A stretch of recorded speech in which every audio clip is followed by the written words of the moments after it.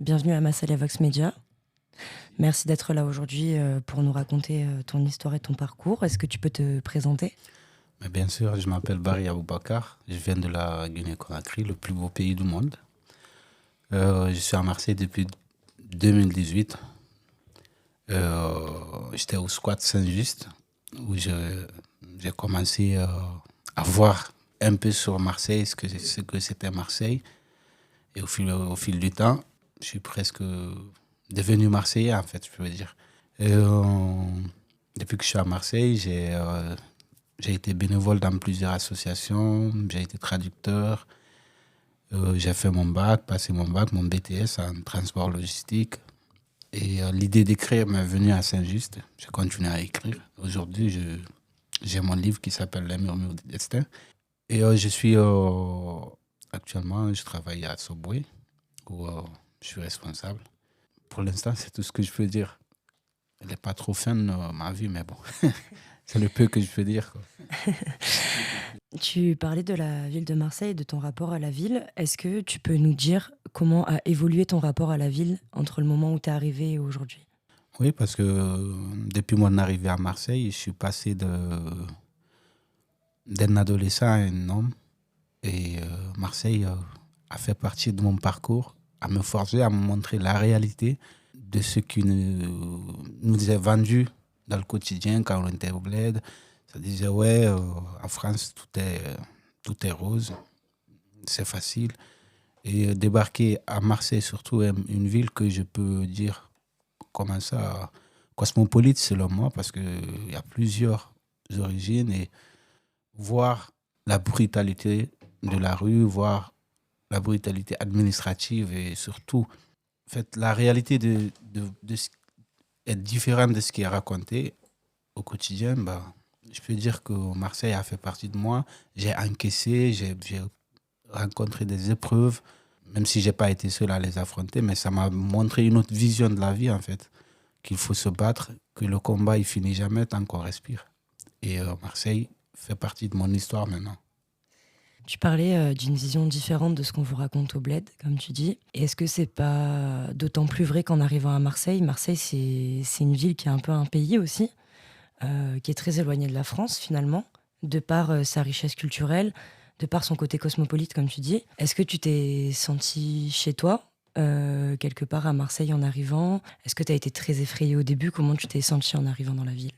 Il faut savoir que Marseille, même si la France, elle est un peu vendue comme l'Eldorado, mais Marseille, elle est vendue autrement, parce que Marseille, c'est la ville des calages, c'est la ville où à chaque coin, il y a des dealers. Mais moi, j'ai vu ce Marseille différent. En fait, c'est Marseille où il y a la solidarité, déjà des bénévoles. Et je me suis senti chez moi dès que j'ai débarqué à Saint-Just, surtout parce qu'il y avait, 300 personnes abandonnées en face du département, où il y avait des femmes enceintes, des enfants, des jeunes. Et me retrouver au milieu de ce que je peux appeler une famille, on a presque les mêmes histoires, les mêmes vécus. C'est cette universalité qui nous réunit, en fait, qui est la quête d'identité, la quête de reconnaissance de l'État. Je peux dire que je me suis senti bien. Et surtout, savoir aussi qu'il y a des gens derrière moi qui me poussent, qui m'ont accueilli à bras ouverts, qui me poussent. À un certain moment, je sentais le mal du pays, mais il faut dire qu'aussi les soutiens que j'ai eus de Isa, qui est devenue presque comme ma mère, de Baptiste comme mon frère, des frères aussi du même continent, du même pays que je fréquentais, je me suis senti chez moi, en fait. Je me suis dit, ici, peu importe ce que je vais traverser, je reste là. Je m'arrête. Mon voyage, il s'arrête là. Mais mon histoire, non. Et du coup, à Saint-Just, c'était quoi ? C'était un squat de personnes. Comment t'expliques qu'il y avait autant de personnes qui étaient regroupées à cet endroit précisément ? C'est déjà un squat qui a été ouvert par les bénévoles, par faute de logement des jeunes, des femmes enceintes laissées à la rue, des enfants. Pourtant, la France est vantée comme le pays des droits de l'homme, le pays des droits d'enfants. On nous chante ça tout le temps. Et voir ça, en plus, c'était en face du département. Donc, Je trouvais que c'est le manque de logement qui a poussé à ces bénévoles, à ces solidaires d'avoir ce courage d'ouvrir un endroit au lieu que de laisser les enfants d'autrui, les mères d'autrui, les femmes d'autrui à la rue, en fait. Et justement, je crois que c'est injuste. J'y retourne le 18 mars pour une présentation. Ouais, là où tout a commencé.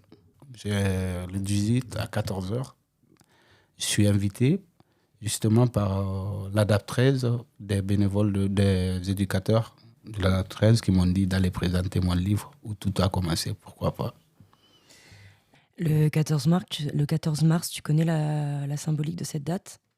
Le 14 mars, non. C'est la journée internationale de la lutte contre le racisme Ouais, et l'islamophobie. Et c'est aussi cette année la veille des élections municipales. ouais, C'est également un appel d'Interorga à marcher dans la rue en fait, pour lutter contre le fascisme. oui. Et je trouve que c'est plutôt bien aussi qu'en cette date-là, toi, tu puisses aller présenter ton parcours, présenter ton livre. Ouais. Est-ce que tu peux nous parler un petit peu de ton livre et de comment il a été pensé, comment il a été écrit, tout le travail que tu as fait? Bon, mon livre, il est né d'une nécessité en fait. Dans le titre, Le murmure du destin, on me demande souvent pourquoi ce titre? Pourquoi ce titre si énigmatique en fait? Moi, je dirais que j'ai choisi ce titre parce que j'ai traversé des pays, j'ai affronté j'ai vécu le calvaire, j'ai vu des morts, des tortures. Mais à chaque fois que je commence à baisser les bras, il y a quelque chose qui me murmure. Continue, en fait. Tu es fait pour briller. Tu es fait pour accomplir quelque chose de grand. Lâche jamais. Et cette voix, ces voix intérieures, celle de ma mère que j'ai jamais connue, ma grand-mère qui est partie trop tôt, malheureusement, et ma sœur qui, je peux dire, qui est mon alter ego, en fait. Et ces murmures, à chaque fois que je les entends dans mes oreilles, dans les nuits, dans les geôles, à la prison de Libye, dans les campos, en Algérie, à la frontière, à Kidal, à chaque fois, j'ai entendu ces voix qui murmuraient. Lâche pas. Tu es fait pour réussir et tu es né pour faire quelque chose de grand. C'est ce qui m'a poussé et je me suis dit, oui, mon destin, il m'a, en fait, il m'a prédit tout ça. Je suis né pour vivre et pour traverser n'importe quel moment, que c'est dur ou pas, mais ce destin, il m'a toujours murmuré, avance. Et ce livre, il est né à Saint-Just parce que, en fait, quand je suis rentré en France, il faut dire que Marseille, ça n'a pas été ma première ville. J'étais d'abord à Briançon. J'ai passé quelques semaines là-bas. Avec tout ce que j'ai vu déjà à Briançon, j'étais un peu terrifié, un peu déçu. Surtout quand on te dit, ouais, dès que tu arrives en France, ça y est, c'est bon, c'est l'Eldorado, les rêves qu'ils nous vendent, nos frères qui, d'ailleurs, j'ai pas eu la chance d'en affronter un d'abord, qui me disait que la France, c'est l'Eldorado. J'allais lui demander, elle est où sa villa, ou sa Porsche d'ailleurs. Et débarquer déjà à Saint-Just, voir cette solidarité, voir cette injustice, ça m'a poussé un peu. Après toutes les manifestations qu'on a fait et des jeunes qui ont été même stigmatisés par l'ADAP 13, par l'ASE. Et je me suis dit, cette injustice, si on se tait, on va être réduit en cendres. Ben, la liberté d'expression, heureusement qu'elle existe. Donc, cette liberté, je vais la faire avec les écrits, mes mots. Ça sera mon histoire, mais aussi une part d'universalité. Parce que la plupart de mes frères et sœurs qui sont en France, ils ont vécu presque la même chose que moi.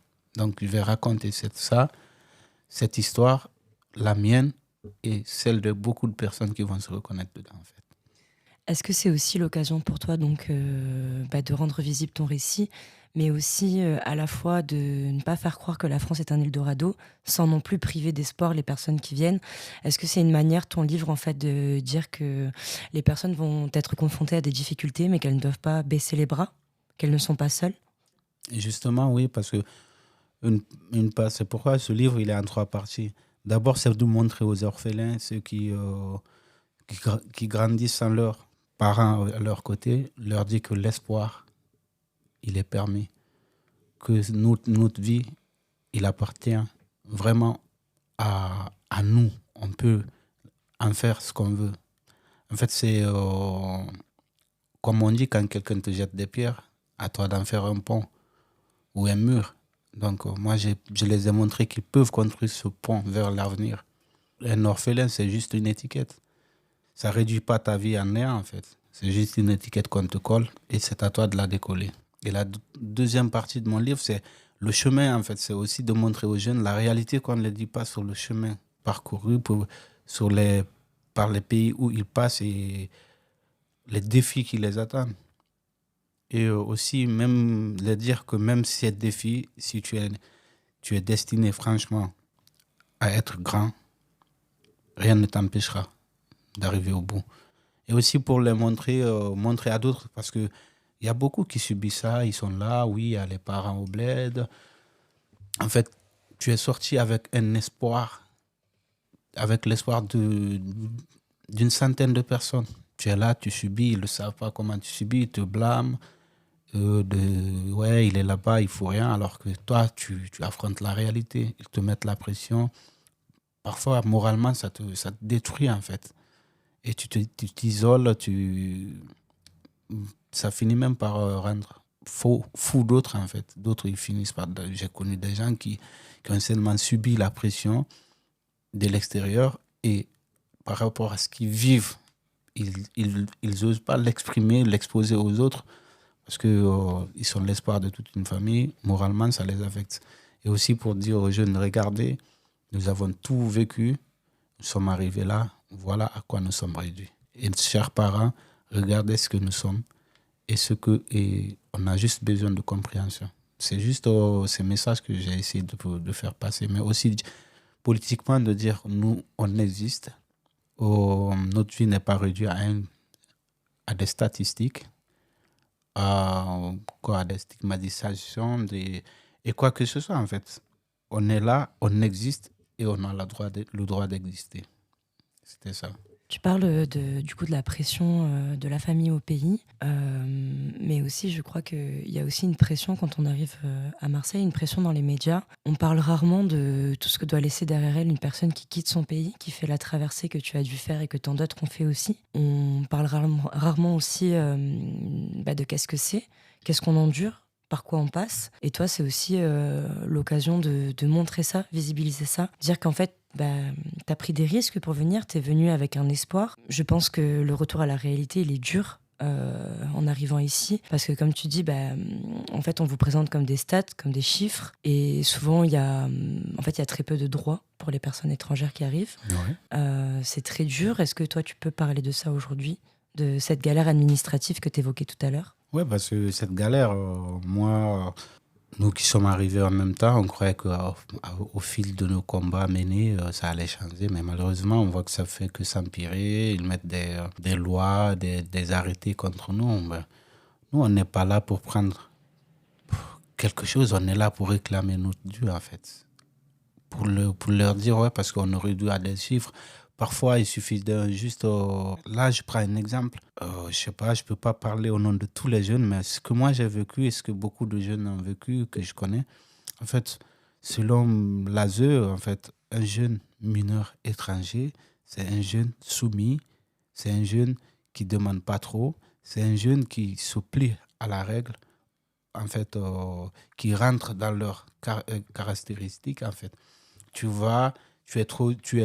parles trop bien français, tu es trop mature, on te pose une question, tu en parles trop, ce que tu sais trop pour une histoire, ton parcours, tu oublies une date, ce que tu as menti, tu es trop réservé, on te dit ouais, tu les fuis. En fait, je me demande qu'est-ce qu'on doit faire maintenant, en fait. Un étranger, on nous demande de s'intégrer. On ne vient pas de la jungle non plus, on vient de différents pays avec leurs propres devises, leur propre gouvernement. Nous avons vécu des millions d'années avant, d'accord. On n'est pas dans la jungle, même si la colonisation, selon d'autres, ils sont encore bloqués dans l'ère de la colonisation, c'est-à-dire un étranger, dès que tu es noir, dès que tu es arabe, tu es insoumis, tu dois être soumis, tu dois te plier à toutes les règles, tu n'as pas de droit.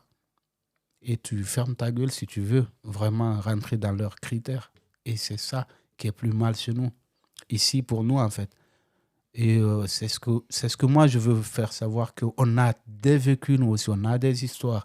Un jeune qui quitte son pays à 14 ans, il fait tout ce chemin, il passe 2 ans sur ce chemin, avec tout ce qu'il a vu, avec tout ce qu'il a vécu. Il rentre là avec une maturité vraiment impressionnante que un monsieur de 40 ans qui est né ici, en fait. Parce qu'il a vu ce que celui-là n'a pas vu. Il a vécu ce que celui-là n'a pas vécu. Et dire que celui-là, il connaît beaucoup de choses, c'est parce il est pas majeur, il est majeur. Non, moi, je crois que c'est une stigmatisation déjà. Et nous dire aussi que on doit se plier aux règles.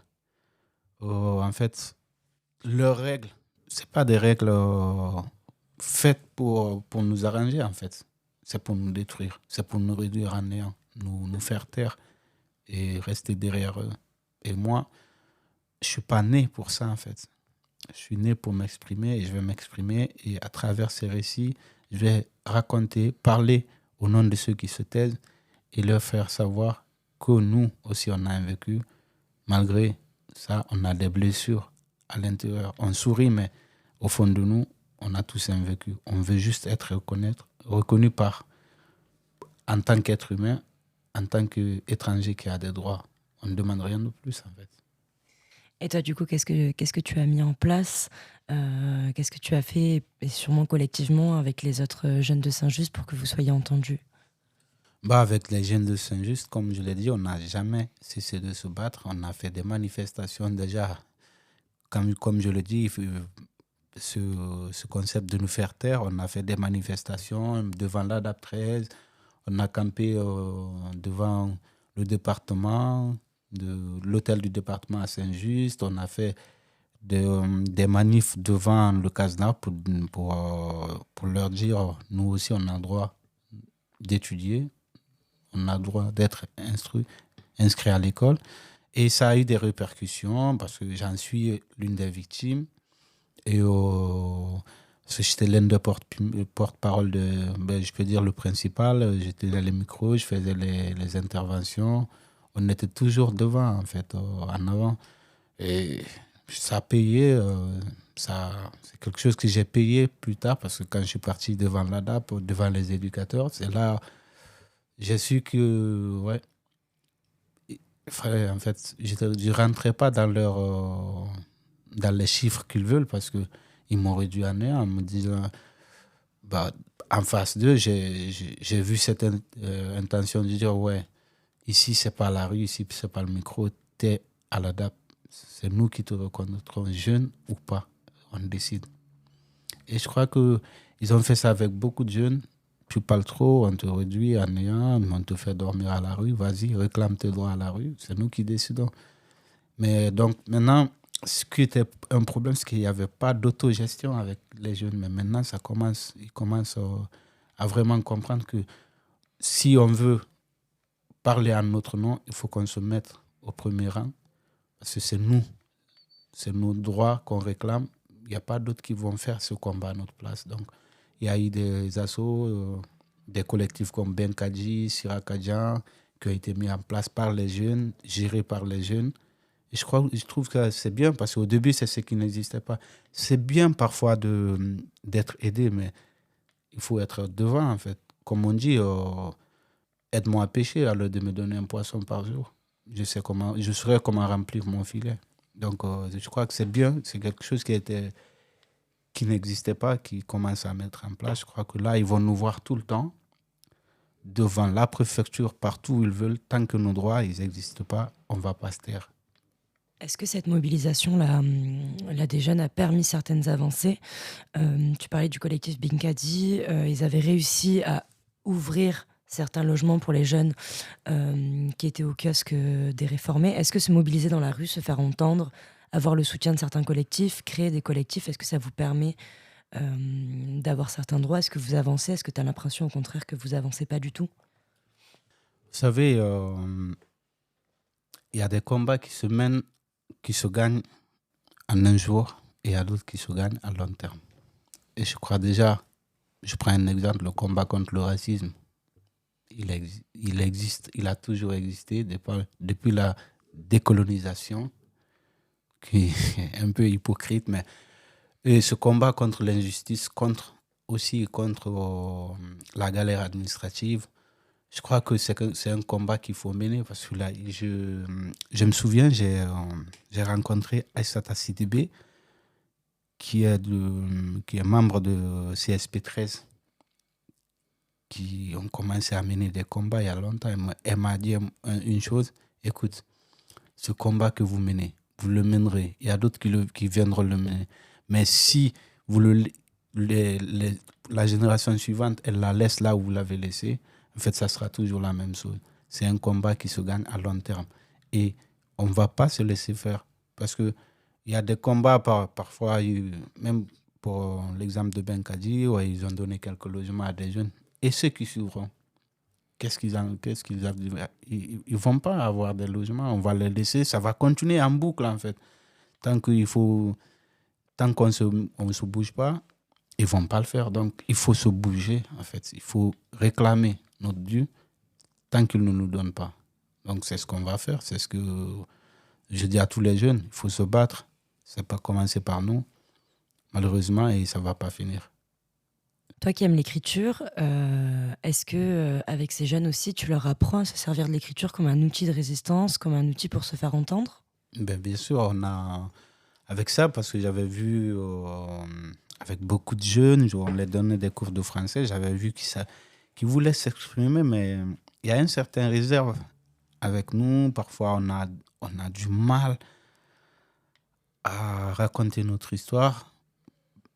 Parfois, il y a d'autres qui ne veulent pas trop se victimiser, il y a d'autres qui préfèrent le garder en eux, mais je les dis souvent, c'est en écrivant, en racontant cette histoire, parfois qu'on évacue ce poids.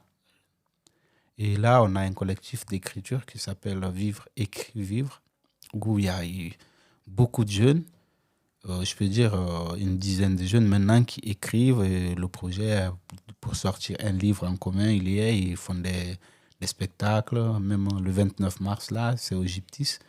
Et je crois qu'avec ça, ce projet qui a été mis en place, ça aide beaucoup de jeunes parce que maintenant, au fur et à mesure, ça arrive, il y a des gens qui arrivent. On essaie aussi de faire avec nous, parfois, ouais, on dit tout le monde a le droit de raconter son vécu.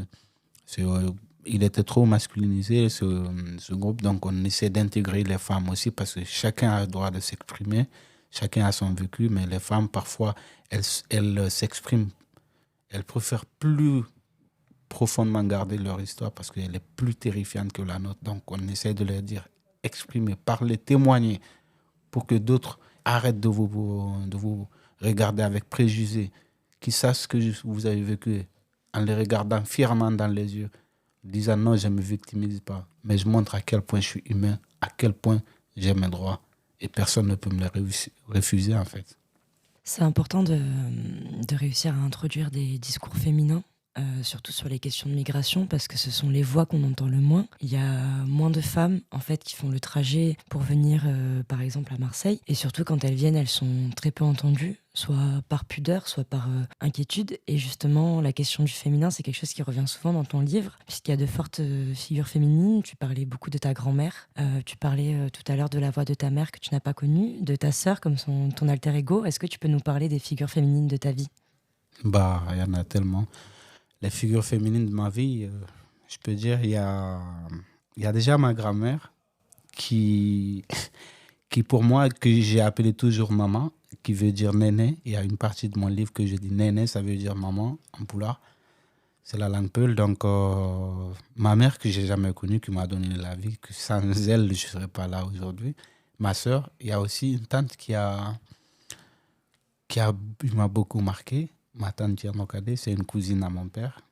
Je peux dire que c'est depuis là que j'ai eu cette affection pour la figure féminine, en fait. Parce que sans elle, je ne m'en sortirais pas indemne, en fait. Parce que depuis mon enfance jusque-là, les femmes, elles ont joué un rôle très important dans ma vie, en fait. Et je trouve que, même dans mon livre, je ne dis pas assez, en fait, pour ce qu'elles ont fait pour moi. Et ça a continué au fil du temps. De la Guinée en France Et arrivé en France, comme par hasard, il y a Isaac qui prend la relève, il y a Lénaïque qui suit. J'ai eu cette affection pour la figure féminine parce qu'elle a fait de moi ce que je suis. De ma grand-mère qui m'a élevé, de ma tante qui a pris soin de moi, de ma sœur que à chaque moment que je me sens seul, quand je l'appelle, elle est toujours là. De ma mère qui m'a porté. En fait, parce que sa disparition, ça a été une faiblesse pour moi. Déjà parce que sans elle, parfois je me dis la vie, elle n'a pas de sens. Même si parfois je disais à mon père, bah, moi je préférais que tu meurs à la place de ma mère. Il me disait, bah, je savais. Hein. Parce que moi je me disais, c'est regrettable de ne pas entendre, de ne même pas voir cette femme pour la remercier pour ce que je suis en fait. Parce que j'ai traversé beaucoup de choses et j'ai vécu tellement de choses. Si aujourd'hui elle était là, j'allais la remercier. Parce que grâce à elle, j'ai eu cette force, je suis forgé face aux épreuves. Et ma tante Tierno Cadet qui, après un changement brutal de quitter d'un village entre les montagnes et venir dans une ville bruyante comme Conakry et un père très très distant qui cache son affection, ben, très digne d'un papa peul, surtout de maman. On sait notre arrogance, on le tient de nos parents du Manding. Donc, et voir ça avec ma tante Kelno Kadé, on a tissé un lien de. En fait, je ne sais même pas comment décrire ce lien. C'est pourquoi après la mort de ma grand-mère et la disparition de ma tante, en fait, le changement de ma tante Kelno Kadé qui est partie au village, bah, je me suis retrouvé avec ce vide parce qu'il n'y a plus de figure féminine dans ma vie. Elle n'avait plus aucun sens. Donc, je peux dire que j'ai eu toujours besoin de cette figure féminine qui, sans elle, aujourd'hui, je ne serais jamais rien, en fait.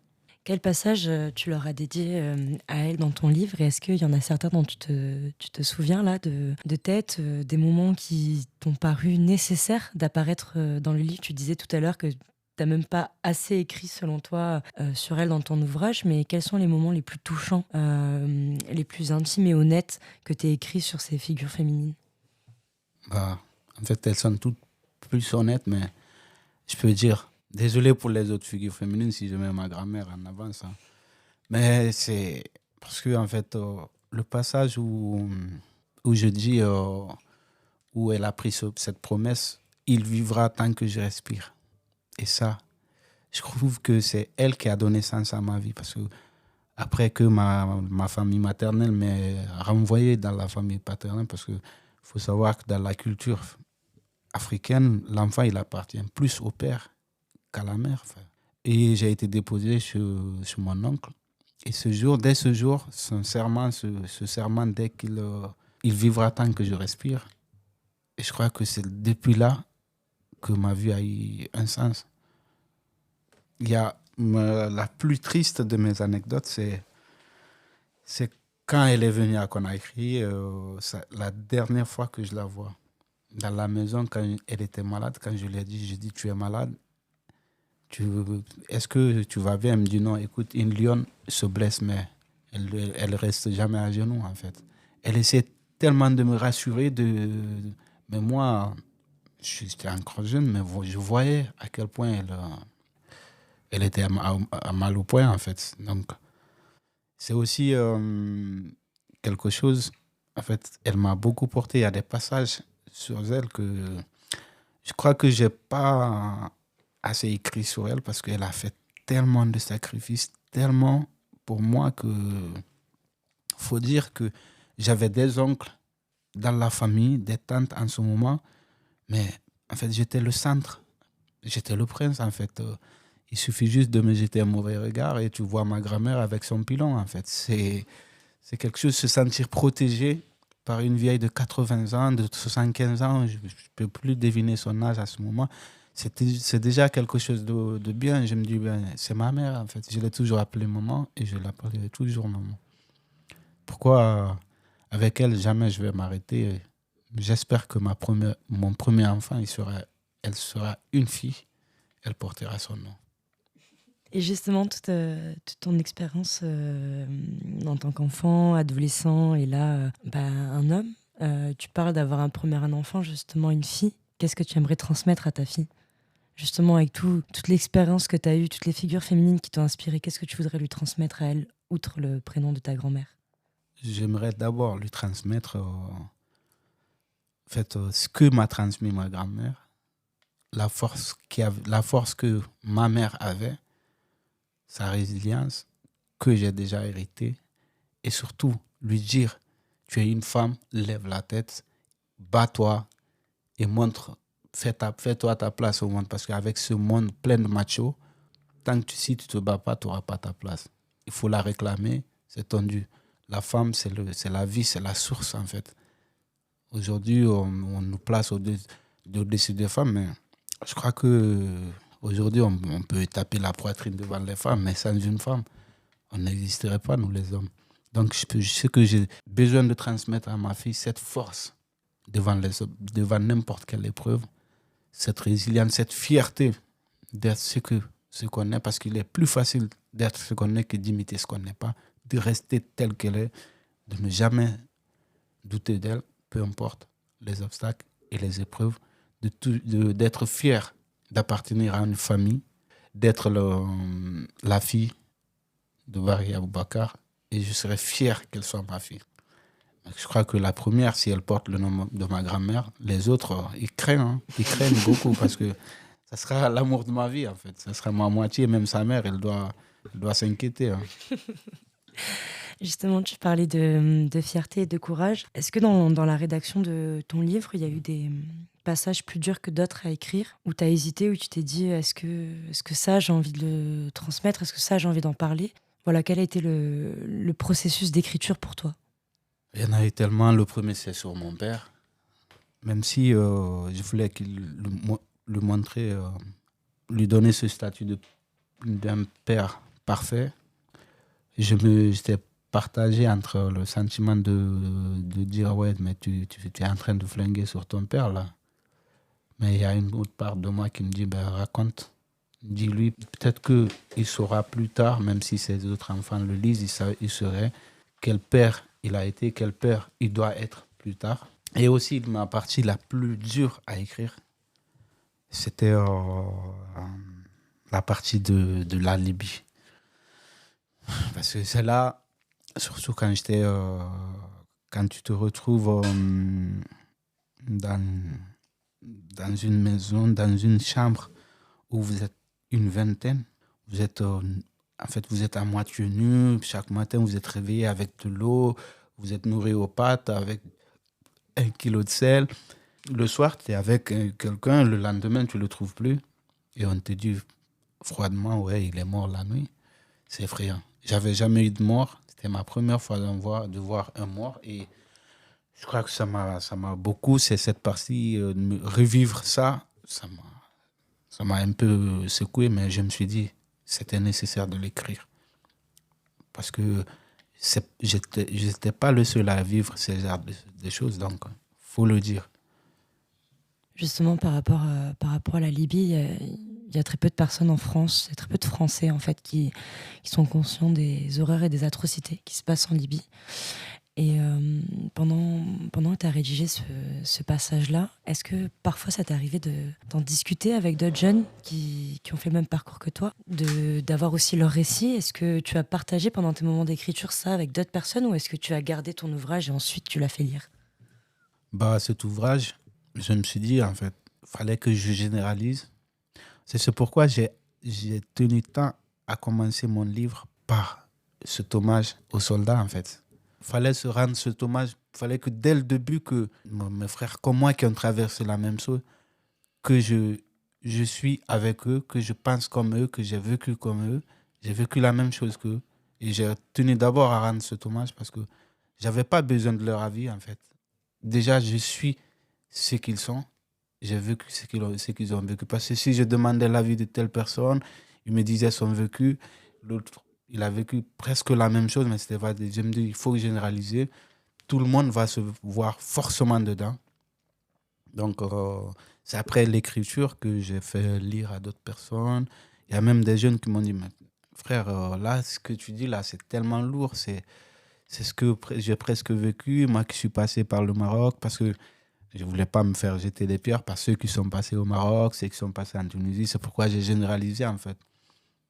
Pour ne pas que tu as défendu ceux de la Libye et ceux du Maroc. Alors, nous, on ne vivait pas les carleurs. Et nous qui sommes passés par la Tunisie, ben, on a presque vécu la même chose. Par exemple, il y a une partie, c'est ce que je trouve un peu désolant, parce que la partie que j'ai racontée de l'Algérie, cette partie, elle n'a pas été inventée, elle est vraiment, vraiment réelle, parce que aucune partie de mon histoire n'a été inventée, et surtout celle de l'Algérie, malheureusement, elle existe tellement que quand il y a un jeune qui a lu, que j'ai donné ce livre, il a lu, il a dit, mais j'ai vécu presque la même chose en Algérie.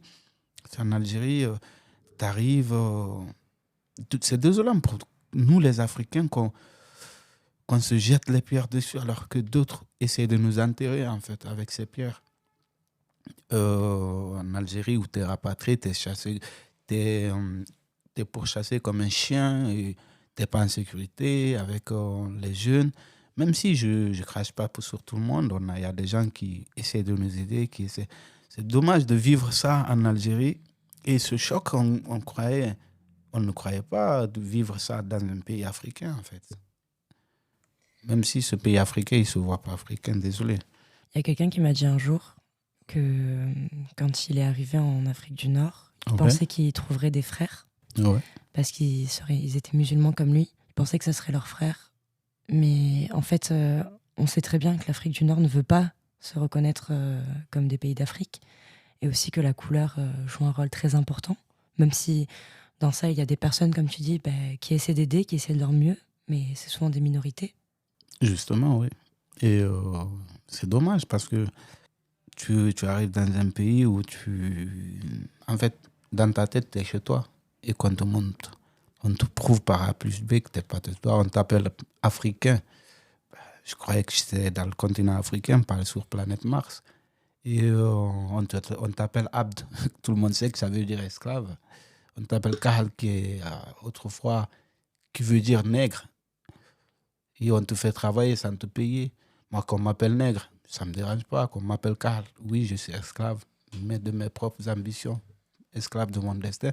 Mais qu'on me fasse travailler sans me payer, c'est désolant, en fait. Qu'on me chasse comme un chien, en fait. Qu'on aille me jeter dans le désert, que je me débrouille. Et ça, je trouve ça dommage, en fait. Franchement, je trouve ça dommage. Comment il a été accueilli, ton ouvrage ? Là, tu as eu pas mal de présentations dans différentes librairies, différents endroits. Tu m'as dit que tu as vendu plusieurs ouvrages. Bravo d'ailleurs, félicitations. Merci. Quel retour tu as eu ? Est-ce que les gens ont hâte d'avoir un deuxième livre ? Quel retour tu as eu sur ce livre ? Il faut dire que j'ai eu un retour dont je ne m'attendais pas parce que je me disais, écoute, j'ai écrit, comme j'avais aussi choisi une maison d'édition à compte participatif, je me disais, écoute, ça va juste faire un petit écho, d'autres qui vont lire, peut-être qu'ils ne vont pas aimer, mais il faut dire qu'il y a de très bons retours. Il y a même des présentations qui m'ont demandé, alors, ça a été quoi la suite ?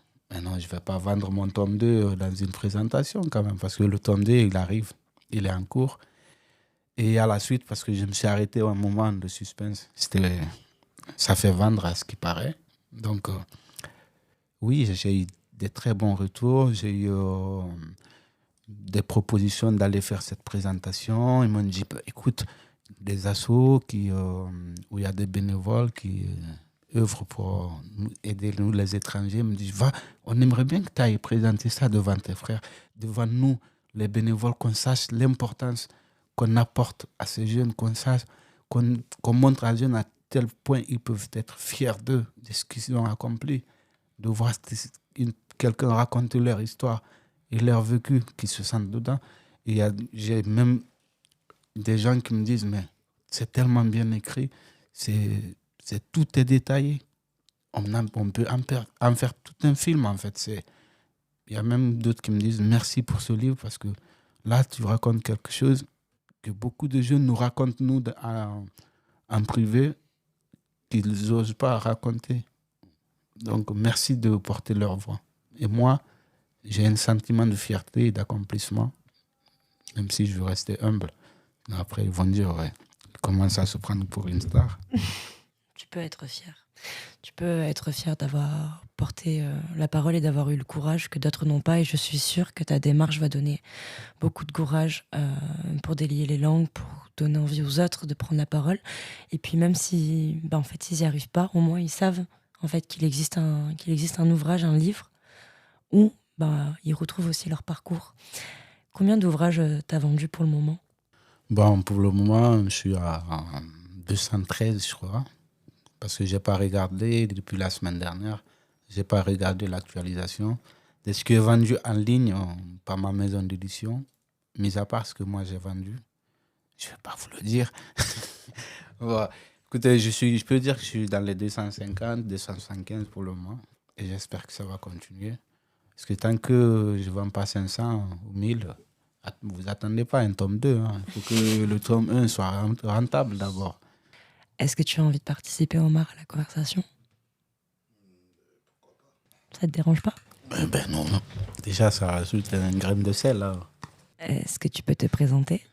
Alors, bonjour, je m'appelle Sekou Oumar Diallo, j'ai 26 ans. J'habite à Marseille, ça fait 10 ans. Et dans mon parcours professionnel, c'est que j'ai travaillé dans des associations qui s'appellent V13 et Vendredi 13. Et j'ai travaillé avec eux quelques années. Après, j'ai arrêté. Je me suis mis dans l'entraînement, être entraîneur sportif dans une salle de boxe au 14e, à la Busserine. Et en même temps, j'étais là, j'ai donné des cours et j'ai faisais des animations dans les quartiers. Et j'ai arrêté et j'ai eu un diplôme de BAFA. J'ai commencé à travailler dans les centres aérés et tout, avec Synergie Family. Et après, j'ai arrêté tout ça. Et maintenant, je suis employé polyvalent dans un bar où je gère 2 bars, où je suis chargé de les garder, les veilles, les sorties, faire attention que tout le monde va bien, où il n'y a pas de vol à l'entrée. Et voilà. Merci. Est-ce que toi aussi tu viens de Guinée-Conakry? Oui, je viens de la Guinée-Conakry. Est-ce que tu peux raconter un peu ton parcours si tu as envie? Alors, comme disait Aboubacar tout à l'heure, c'est que le livre qu'il a écrit, c'est que vraiment je le félicite. En lisant le livre, c'est un parcours que beaucoup de gens ont vécu et que tous les gens qui ont vécu ce parcours ils regardent ce livre et ils se disent carrément on dirait c'est leurs histoires. Chaque personne immigrant noir qui a poursuivi ses routes, il va se dire carrément que c'est son histoire qui a été écrite dans ce livre. Et que je ne sais pas si c'est pas un sorcier. Et du coup, il s'est dit carrément maintenant, c'est qu'il y a tous les Africains qui sont là, je vais penser comme eux. Mais moi, vraiment, vraiment, c'est que ça m'a touché, c'est que de voir un de mes frères qui a eu le courage d'avoir la possibilité de faire tout ce que des millions de personnes qui n'ont pas eu faire. Et que vraiment, je le félicite. Merci. Et toi, du coup, tout à l'heure, on a parlé, par exemple, des figures féminines. Est-ce que les figures féminines ont été importantes dans ta vie? Alors, les figures féminines étaient très, très importantes dans ma vie parce que déjà, en parlant des grand-mères, c'est que oui, j'ai connu ma grand-mère qui était là, qui prenait soin de moi. Mais la mienne, c'est la meilleure. Ok, pour le concours des grand-mères. Si tu le dis. Et encore, il y a ma mère qui s'est battue pour moi toute sa vie. Elle ne s'est pas arrêtée. Quand elle monte, je monte. Quand elle descend, je descends. Elle ne m'a pas laissé derrière. Et qu'après, là encore, c'est que pendant des années, je ne l'ai pas vue. Et que du coup, je me suis dit... sans elle, je ne peux pas y arriver. Et encore, c'est que l'endroit où je suis venu en ce moment, où je rencontre encore des femmes qui m'aiment comme si j'étais leurs enfants. Oui. Et justement, on n'en a pas parlé d'ailleurs, je crois tous les deux aussi. Il y a certaines personnes qui, comme toi, Omar, n'ont pas la possibilité pour le moment de rentrer dans leur pays. Et qu'est-ce que tu peux dire sur ça aussi, sur ce que ressentent beaucoup de personnes, d'être coupées de leur famille, cette frustration, cette tristesse? En fait, le stress de sortir des années et des années chez toi, laisser toute la famille derrière et se dire carrément, c'est que là, je sors, il faut que j'aille essayer de trouver une meilleure vie pour essayer de sauver la famille. Et que l'endroit où tu vas y aller, et que du coup, tu dis carrément, cet endroit, c'est que tu as l'impression que tu vas être bien accueilli. Et que du coup, tu tombes sur les gens qui sont là, qui te maltraitent, qui te disent carrément, tu n'es pas le bienvenu. Et nos parents, vraiment, nos parents nous manquent. Ma mère me manque. J'aimerais un jour me retourner chez moi, la voir, me serrer dans mes bras et faire tout ce qui est possible. Et encore, je le souhaite à tous les gens qui se sont déplacés, qui ont parti, qui ont laissé leur famille derrière. Est-ce que tu veux raconter la vision que tu avais de la France avant d'arriver et la vision que tu as aujourd'hui de Marseille, de la ville dans laquelle tu vis? Mais la vision que j'avais de France, quand j'étais dans mon pays, c'est que la France, c'était un pays exceptionnel. Et dès que tu viens, tu es au paradis. Et que du coup, c'est que tu viens, tu ne travailles pas, tu restes dans des chambres et du coup, climatisé, tu as l'argent qui coule sur toi. Paris, c'est magique. Ah ouais, Paris, c'est Non, magique. non, ça Et serait on parle coupé au pas de montage. Paris. Il est hors de question de dire ça. Philippe, censure. Non, on ne parle pas de Paris. Marseille, on parle c'est de magique. Marseille, c'est magique. Mais c'est ce qu'ils disent. Hein. Ouais, Marseille, c'est magique. Hein. Ils mentent en fait. Paris, c'est pas magique. Alors, Marseille, c'est magique, c'est vrai. Marseille et Paris, c'est pas pareil. Et du coup, c'est qu'on s'est dit carrément, c'est que là, on est au paradis. Tout ce qu'on veut, on peut l'avoir ici. Et finalement, quand t'es arrivé? Et finalement, quand on arrive, on voit la réalité en face. Et tu te dis carrément, c'est que tout ce que tu fais, il faut se bouger le cul pour l'avoir. Ok. Aujourd'hui, tu es attaché à la ville de Marseille. Je sais que tu aimes ta ville. Qu'est-ce qui fait que tu te sens chez toi à Marseille? Ce qui fait que je me sens chez moi à Marseille, déjà avant que je vienne à Marseille, j'étais en Italie. J'ai quitté en Italie, j'étais pas bien accueilli. Il y avait des racistes et tout. Je me suis dit c'est pas un pays que je dois être. Et encore déjà de un, je parlais pas italien. Et je me suis dit carrément, il faut que j'aille en France. Arrivé en France, la première région que j'ai atterri, c'était à Marseille. À Marseille, dès que j'ai mis le pied, je me suis dit carrément, c'est que là, on dirait que je suis chez moi. De voir tout personne, tout religion, tout... En fait, c'est un endroit où, je me suis dit, c'est un endroit où je peux vivre. Je ne peux pas aller ailleurs. Et Marseille, j'aimerais que tous les pays ou n'importe quelle région de la France soit comme Marseille. Nous, on voit cette vision de Marseille qui nous a accueillis à bras ouverts, qui nous a montré que malgré dans la difficulté, on peut se relever. Nous, c'est ce Marseille positif qu'on voit. Ce Marseille qu'on stigmatise, nous, on n'en veut pas. On voit le Marseille, le vis de haut, le Marseille de solidarité, de Notre-Dame, le Marseille de l'OM, le Marseille de tous les combats contre le racisme, contre la violence féminine, contre ces combats pour l'égalité de sexe, pour les enfants, pour le droit des femmes, des enfants et tout. C'est ce Marseille que nous on voit. Vous êtes tous les deux aujourd'hui engagés à Marseille, vous partagez, vous avez été bénévole, vous êtes toujours bénévole sur certaines choses, vous donnez de votre temps. En parlant de Marseille, pour moi, Marseille, c'est pas une région, c'est un pays.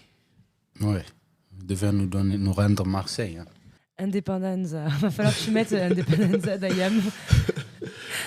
Rendez Marseille libre. Est-ce que tu veux rajouter autre chose, Omar?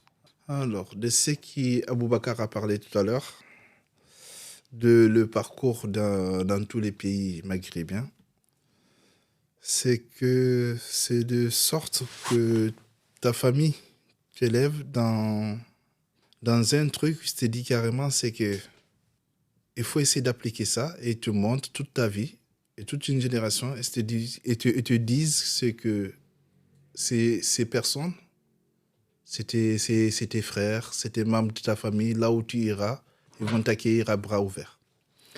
Et c'est de rentrer dans ce pays et voir ces gens nous maltraitent, dans sorte que dire carrément, c'est qu'on n'est pas pareil. Et comme disent Aboubacar, c'est qu'ils se croisent, qu'ils sont dans une autre planète. Alors qu'on est tous pareils. C'est que de subir tout ça et venir ici, et qu'il y a encore un effort, on n'essaye pas de montrer tout ce qu'ils nous ont fait subir là-bas. Et pour moi, j'aimerais vraiment que ça change. Mais en changeant, il faut se battre. Mais encore, pas se battre jusqu'à demain, mais battre à long terme, parce que d'ici demain, on n'est pas là. Il faut se battre pour les gens qui vont venir après. Pour les générations futures et les futurs petits Omar. Les futurs Fatima. Futur Fatima, futur Mariama, Barry, chauffeur. Ouais, ça va trop bien. Ben, je crois que ce que Omar il a dit, c'est vrai en fait. C'est comme je le disais tout à l'heure, parce que on nous enseigne chez nous que tes frères, en fait, tout est. Déjà, on nous a enseigné ça dans la religion. En fait, nul n'est supérieur à l'autre. On est tous pareils. Et nous, on grandit avec cette idéologie. Ton frère, c'est ton frère. Ta soeur, c'est ta soeur. Peu importe ce que tu vois. Tu touches quelqu'un, ça ne lui plaît pas.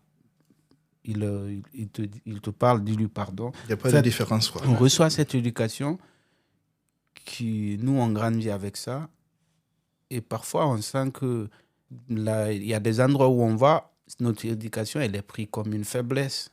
C'est dommage, en fait. Nous, on nous encadre depuis tout petit de respecter les autres, de ne jamais regarder les autres. Quand un aîné parle, de ne jamais le regarder en face. Et cette différence culturelle, quand on arrive en France ici, c'est quelque chose. Si tu parles à quelqu'un ici, il ne te regarde pas dans les yeux, c'est un manque de respect. Et chez nous, non. Quand un aîné te parle, tu ne dois pas le regarder dans les yeux, c'est un manque de respect. Et quand un aîné, il marche, tu dois rester derrière lui. Mais ici, c'est quelque chose de mal vu. C'est pourquoi je trouve que c'est dommage qu'à chaque fois que nous, on fait quelque chose, ça se voit comme quelque chose de mal. Et partout les pays où on est passé, parfois, ça nous a suivi cette bonne éducation. Ça nous a coûté parfois quelque chose de très choquant. Parce que on nous prend pour des faibles. Non, on n'est pas faible. C'est l'éducation qu'on a suivie qui ont fait de nous les meilleurs, qui nous ont déjà forgés à affronter la vie. On a été préparés tout petit. À 7 ans déjà, ton père, il te dit, prends ta planche, va lire l'école coranique, va à l'école et tu rentres le soir. Tu dis bonjour à tout le monde. Tu aides la maman à faire des tâches. Parce que c'est ta mère, c'est elle qui t'a mis au monde. Tu ne pourras jamais la remercier pour ce qu'elle a fait pour toi. Donc, tu dois l'aider dans l'état de cœur. On grandit avec ça.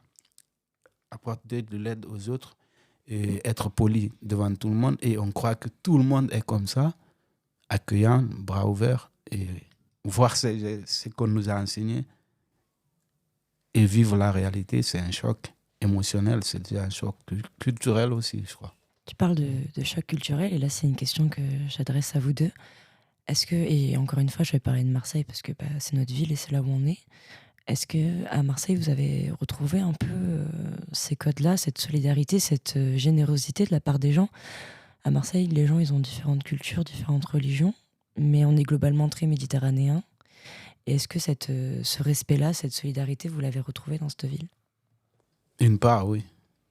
Mais de l'autre côté, où un enfant dit à sa mère « je m'en bats les couilles », non, je ne la retrouve pas en fait. Et il y a des trucs, il y a des choses que j'ai retrouvées ici. Déjà où ce qu'on n'avait pas vu au Maghreb, un jeune d'origine algérienne, un jeune d'origine tunisienne qui traîne avec un Guinéen ou un Malien, ils se battent ensemble, ils traînent, ils montent, ils descendent ensemble. Non, je croyais pas que c'était possible. Mais en arrivant ici, j'ai vu ça. C'est déjà quelque chose qui change. Ça, il y a un changement aussi. Et voir ça, parce que là-bas, t'es qu'un calme. Donc ici, voir que tout le monde est égal, quoi. Et toi, Omar, du coup? Mais ce qu'il disait tout à l'heure, c'est que de parler avec des gens, tu ne les regardes pas dans les yeux, c'est mal vu. De ne pas marcher à côté d'eux, c'est mal vu. Et de ne pas, c'est-à-dire, de ne pas les écouter, c'est mal vu. De certaines manières, c'est mal vu. C'est-à-dire, nous, nos parents, ils nous ont éduqués en sorte, c'est que quand on est ensemble, surtout, c'est que si ces gens, ils sont plus âgés que toi, tu n'as pas de parole. Déjà de un. Déjà de deux, c'est que tout ce qu'ils te disent, il faut le faire. Si tu dis monte, tu dois monter. Si tu dis descendre, tu dois descendre. C'est que tu es obligé de le faire. Et que c'est cette éducation qu'ils nous ont donnée et le parcours qu'on a subi et que ça nous a beaucoup aidé. D'ici, de traverser le Maghreb, de traverser le mer, de rester avec des gens que tu ne connais pas. Le comportement que nos parents nous ont donné, c'est ce qui a poussé jusqu'à présent qu'on est en vie. Selon eux, blédard, frère, appeler-nous blédard, c'est nous humilier ou nous insulter. Mais sinon, je crois que blédard, c'est une fierté d'appartenance, en fait. À chaque fois, moi, quelqu'un m'appelle blédard, avec mes potes, ils se fâchent. Je dis, mais de quoi te fâches-tu? Tu n'es pas en crise d'appartenance. Tu sais d'où tu viens et tu sais où tu vas. Tu sais où tu es, tu sais où tu vas. Donc, tu n'as pas à avoir honte d'être appelé blédard. C'est plutôt, sois plutôt fier de savoir ce que tu es, en fait. On arrive à plus d'une heure de podcast. Est-ce que vous avez chacun envie de conclure et de rajouter quelque chose? Bah, je laisse l'honneur à Omar, il est plus grand que moi. Donc. Qu'est-ce que tu aimerais dire? Ce que j'aimerais dire, c'est que depuis le jour que... C'est que j'ai jamais eu la possibilité d'avoir des... Si, j'ai eu des possibilités d'avoir des paroles comme ça. J'ai eu la possibilité des gens qui m'ont aidé, qui m'ont dit, vas-y, viens, on va t'aider, qui m'ont poussé à essayer de m'en sortir dans ma zone où je suis coincé. Et que de force de parler comme ça avec vous, et de force encore de sortir et voir certaines personnes, ils évoluent parce qu'ils ont du courage et qu'ils évoluent parce que ils essaient de tout laisser derrière eux et faire en sorte de travailler dur pour essayer un jour se retourner et voir leur famille. Et que du coup, en sorte encore de voir Aboubacar, de ce qu'il a fait, c'est que ça m'a beaucoup poussé à faire certains trucs. Tu vois? Allez, Aboubacar, à toi. Merci beaucoup déjà. Moi déjà, je vous remercie de me donner cette opportunité de m'exprimer, de parler de mon livre. Et merci à Omar pour sa présence. Merci aux techniciens. Et moi, j'ai beaucoup de messages à passer, mais je vais passer un seul message aujourd'hui. C'est que déjà, de dire aux jeunes qui sont là, d'abord, commencer par remercier ceux qui nous donnent cette opportunité de nous exprimer, de nous battre, qui nous soutiennent matin et jour, alors qu'ils ont des enfants, des occupations. Ils laissent tout, ils consacrent leur vie à aider ceux qui veulent montrer leur voix, faire montrer leur existence et faire entendre leur voix. Je les remercie. Et ils ne savent pas à quel point leur aide nous est vraiment utile et nous apporte beaucoup de choses. Et aussi, je veux dire à ces jeunes, en fait, se laisser tout le temps aider, laisser tout le temps la parole aux bénévoles, aux solidaires, les donner tout le temps, les laisser. C'est beau de nous envoyer des couvertures, c'est beau de nous donner à manger, c'est beau de nous donner des chaussures, mais ça nous maintient dans la précarité. En fait, c'est à nous de prendre notre destin en main. On peut pas dire ça, être indépendant, être autonome, prendre son destin en main, parler à la place, ne pas laisser les autres parler à notre place, c'est déjà c'est déjà une autonomie pour faire entendre notre voix, parce que c'est pour nous, c'est à nous et ça nous concerne. Prenez votre destin en main et battez-vous et sachez que soyez fiers de ce que vous avez accompli, de ce que vous êtes, de ce que vous avez été. Il y a quelque chose qu'on ne peut jamais vous prendre. C'est votre histoire, votre vécu et votre fierté. Ça veut dire qu'en fait, n'oublie jamais où tu as trébuché pour te rappeler où tu es tombé. Bah, c'est quelque chose d'ailleurs que je n'oublie jamais parce que aujourd'hui, je suis en France, je vis là. Mais ce que j'étais, d'où je viens, jamais je ne vais l'oublier. Et toi, Omar, tu as un proverbe, une expression en peul que tu as envie de partager? J'ai un proverbe en peul qui disent peut-être c'est presque pareil. C'est presque pareil. N'oublie pas d'où tu viens. En fait, c'est des trucs qu'il ne faut pas oublier. C'est-à-dire l'endroit où tu vivais avant, avec tous les gens que tu vivais, amis, petite sœur, grande sœur, tante, même avec les gens qui t'ont fait du mal, il ne faut jamais les oublier. Oui, c'est cool. En fait, la liberté, elle a aussi... moi, je peux aussi dire que la liberté, on est à la quête de cette liberté et ceux qui sont nés dans cette liberté, ils ont grandi dans cette liberté de marcher partout la tête haute sans avoir peur d'un flic, sans avoir peur d'une voiture qui passe, tu te mets de côté. Ils ne savent pas à quel point cette liberté dont on aspire, elle est si précieuse. Parce que, en fait, quand tu offres de l'or à quelqu'un qui ne connaît pas sa valeur, il va te demander si ça vaut le prix d'une paire de chaussures, en fait. C'est précieux. Cette liberté de marcher partout, de savoir qu'on est en sécurité, qu'on marche sans s'inquiéter, c'est quelque chose de précieux. Et pour avoir cette liberté, pour avoir ce droit, il ne faut jamais se taire, il faut se battre. Ça, c'est tout ce que moi je dis. Et c'est pour cette liberté que je donnerai ma vie comme Thomas Sankara. Merci beaucoup.